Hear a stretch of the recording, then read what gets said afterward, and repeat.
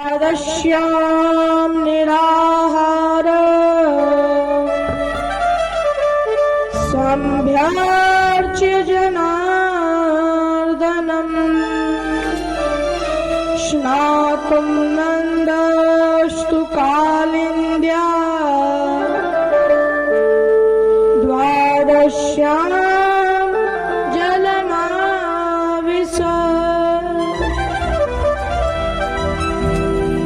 नंद बाबा एकादशी का व्रत रखते हैं। एकादशी का व्रत नंद बाबा रखते हैं और आधी रात को इनकी आंखें खुल जाती हैं। परंतु मैया पहले तो घड़ी बड़ी कछु होते ही नहीं है। अब घड़ी नहीं तो नंद बाबा ने अनुमान लगाया कि शायद ब्रह्म मुहूर्त हो गया, पर थी आधी रात, अर्धरात्रि थी। और उसी समय स्नान हेतु यमुना जी में डुबकी लगाई तो वरुण देवता के दूत पकड़ करके ले गए, उठा के ले गए। वरुण देव के दूत उठा करके ले गए, नंद बाबा को पटक करके डाल दिया। सब ब्रजवासी भागे भागे आए भगवान के पास।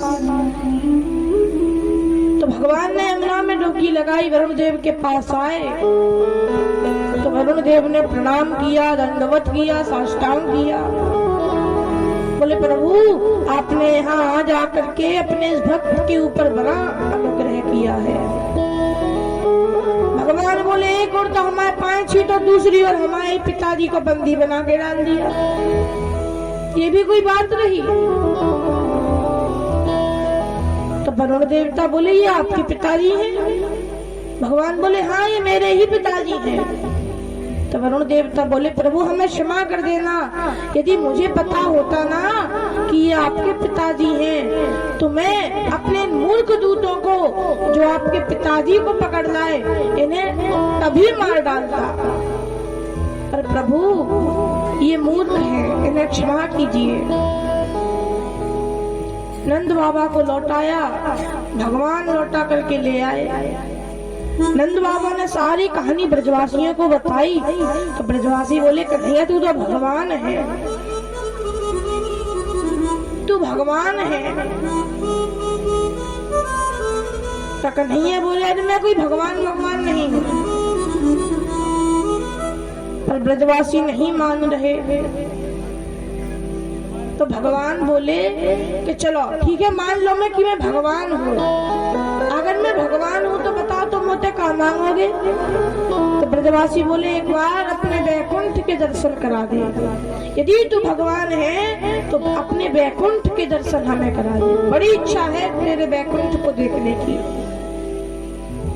तो भगवान ने कहा कि जिसको भी बैकुंठ देखने की इच्छा है वो ब्रह्म कुंड में डुबकी लगाए।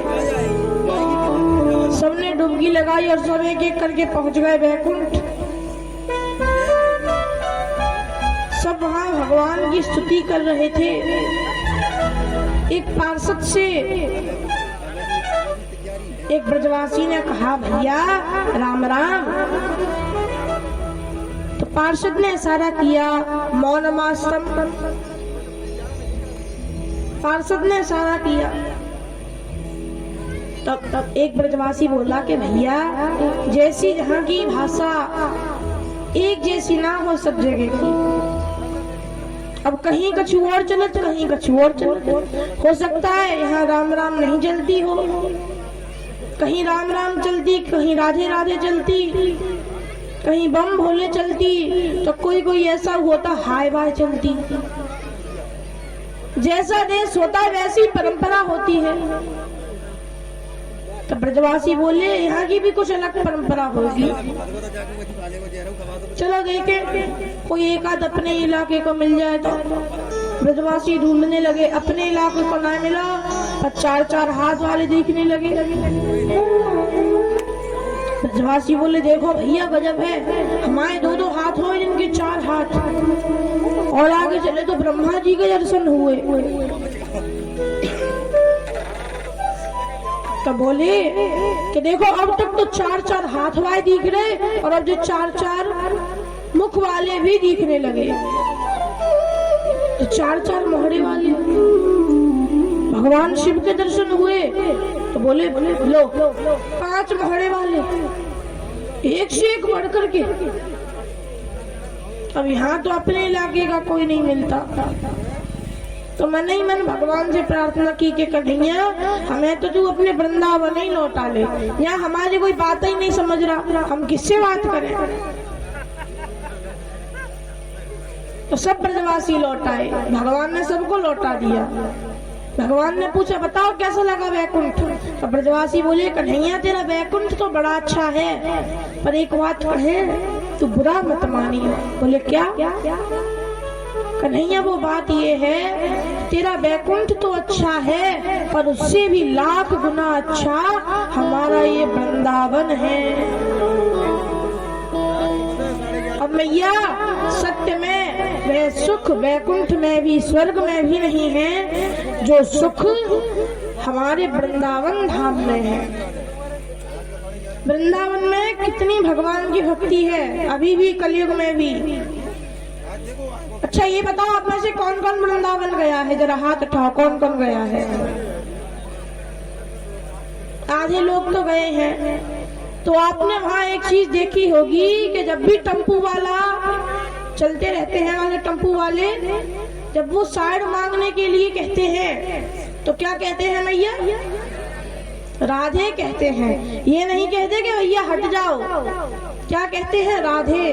तो वृंदावन की तो कुछ अलग ही महिमा है। तो ब्रजवासी बोले कन्हैया तेरा वैकुंठ अच्छा लगा, पर उससे लाख गुना बढ़िया तो हमारा वृंदावन है। आगे सुखदेव जी परीक्षित को भगवान की गोकुल की सबसे दिव्य लीला, कौन सी लीला? रास लीला का श्रवण कराते हैं। रास लीला का श्रवण श्री सुखदेव जी महाराज कराते हैं। परीक्षित को कहते हैं परीक्षित भगवान पीता रात्रि शरदोत्फुल्ल मल्लिका वीक्षरन्तुं मनश्चक्रे योग मायामुपाश्रिता।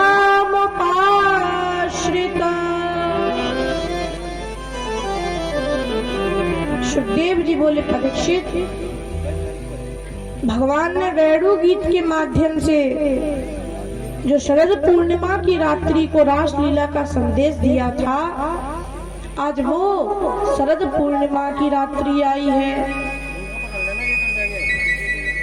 चांद की चांदनी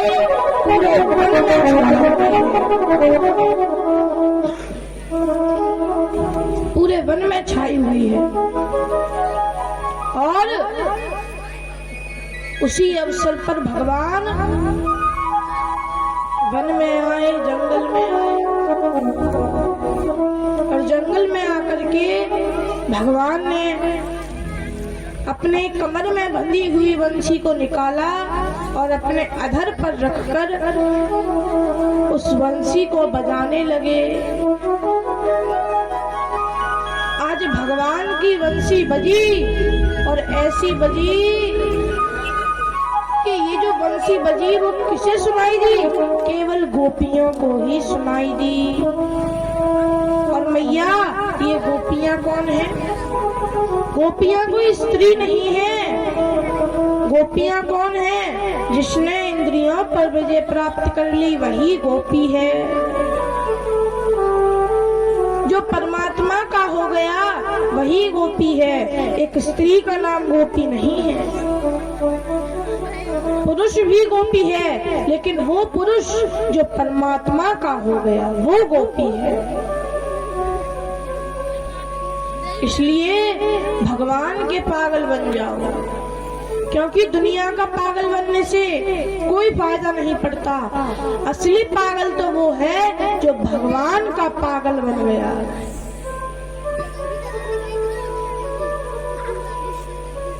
तो भगवान ने आज बांसुरी बजाई, और ये बांसुरी केवल गोपियों को सुनाई दी। केवल गोपियों को ये बांसुरी सुनाई दी। और जब गोपियों के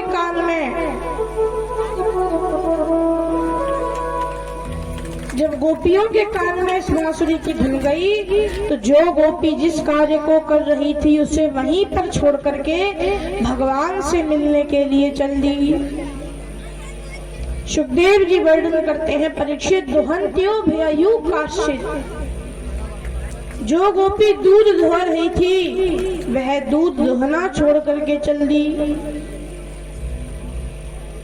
जो गोपी भोजन परोस रही थी वो भोजन परोसना छोड़कर चल दी। जो गोपी अपने पति की सेवा कर रही थी वो पति की सेवा करना छोड़कर चल दी। जो गोपी भोजन पका रही थी वो भोजन पकाना छोड़ करके चल दी। जो दूध उबाल रही थी वो उबलता हुआ दूध छोड़ करके चल दी। सुखदेव जी बोले, जो जिस कार्य को कर रही थी वो उसे अधूरा ही छोड़ करके चल दी, वहीं छोड़कर चल दी, वहीं छोड़कर चल दी। तो अब सुखदेव जी बोले कि परीक्षित, जब इस प्रकार से सारी गोपियां अपने अपने घरों को छोड़ करके, परिवार को छोड़ करके वन में आने लगती हैं, धीरे धीरे वन में सारी गोपियां आ जाती हैं।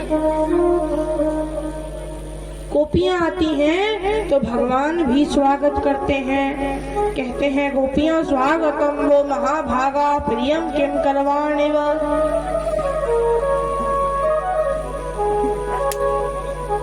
हे मेरी प्रियवती गोपियां, तुम सभी का स्वागत है, तुम सभी का स्वागत है, आओ। पहले तो स्वागत कर लिया और बाद में भगवान पूछते हैं कि गोपियां ब्रूतागमन कारणम, यहाँ क्यों आई, क्या आने का कारण है।